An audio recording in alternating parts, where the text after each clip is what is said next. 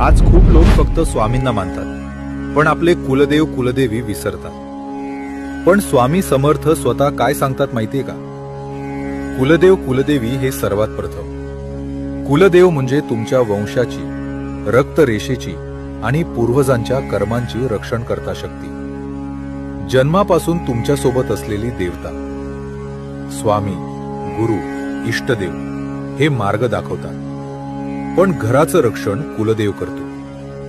फक्त स्वामी भक्ती केली आणि कुलदेव विसरले तर भक्ती असते, पण आयुष्यात अडथळे राहतात। कृपा असते, पण स्थैर्य येत नाही। हे असंच आहे, छत रंगवलं पण पाया दुर्लक्षित केला। म्हणून स्वामी सांगतात, आधी कुलदेव कुलदेवी, मग स्वामी आणि गुरु। हे विरोधी नाही, हे पूरक आहेत।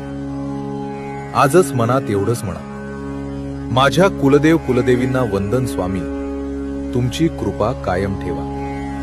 इतकंच पुरेसं आहे। श्री